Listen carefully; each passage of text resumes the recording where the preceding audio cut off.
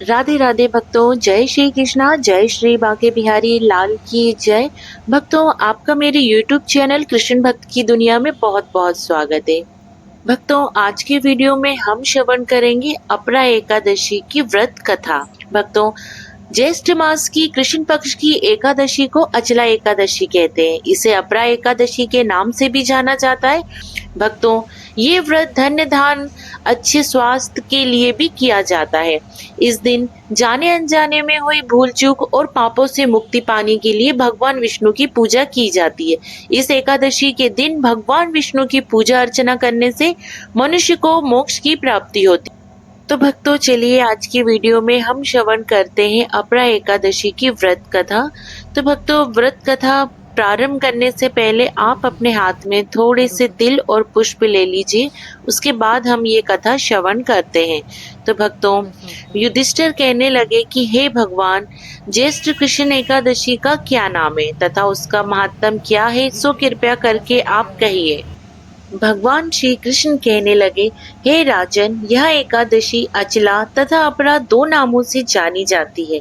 पुराणों के अनुसार ज्येष्ठ कृष्ण पक्ष की एकादशी अपरा एकादशी है, क्योंकि यह अपार धन देने वाली है। जो मनुष्य इस व्रत को धारण करते हैं वे संसार में प्रसिद्ध हो जाते हैं। इस दिन भगवान त्रिविक्रम की पूजा की जाती है। अपरा एकादशी के व्रत के प्रभाव से ब्रह्म हत्या, भूत योनि, दूसरे की निंदा आदि के सब पाप दूर हो जाते हैं। इस व्रत के करने से पर स्त्री गमन, झूठी गवाही देना, झूठ बोलना, झूठे शास्त्र पढ़ना या बनाना, झूठा ज्योतिषी बनना तथा झूठा वेद बनना आदि सब पाप नष्ट हो जाते हैं। जो क्षत्रिय युद्ध से भाग जाएं, वे नरकगामी होते हैं, परंतु अपरा एकादशी का व्रत करने से वे भी स्वर्ग को प्राप्त होते हैं। जो शिष्य गुरु से शिक्षा ग्रहण करते हैं फिर उनकी निंदा करते हैं, वे अवश्य नरक में पड़ते हैं, मगर अपरा एकादशी का व्रत धारण करने से वे भी इस पाप से मुक्त हो जाते हैं। जो फल तीनों पुष्कर में कार्तिक पूर्णिमा को स्नान करने से या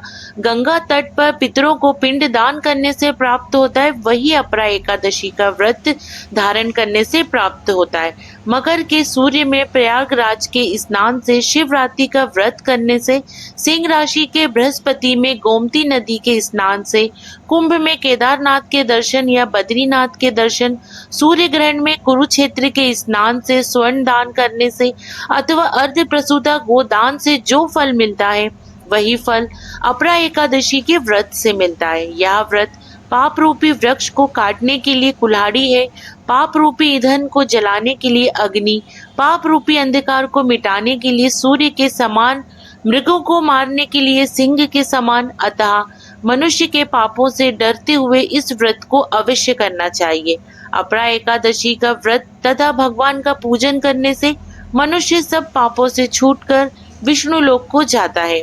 इसकी प्रचलित कथा के अनुसार प्राचीन काल में महिध्वज नामक एक धर्मात्मा राजा था। उसका छोटा भाई वज्रध्वज बड़ा ही क्रूर, अधर्मी तथा अन्यायी था।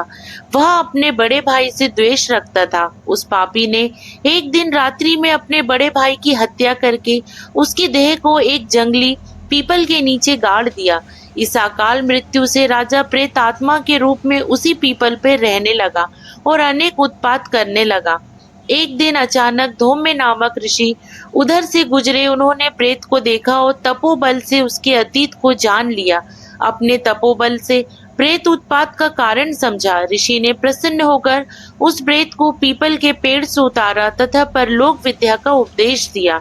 दयालु ऋषि ने राजा की प्रेत योनि से मुक्ति के लिए स्वयं ही अपरा अचला एकादशी का व्रत किया और उसकी अगति से छुड़ाने को उसका पुण्य प्रेत को अर्पित कर दिया।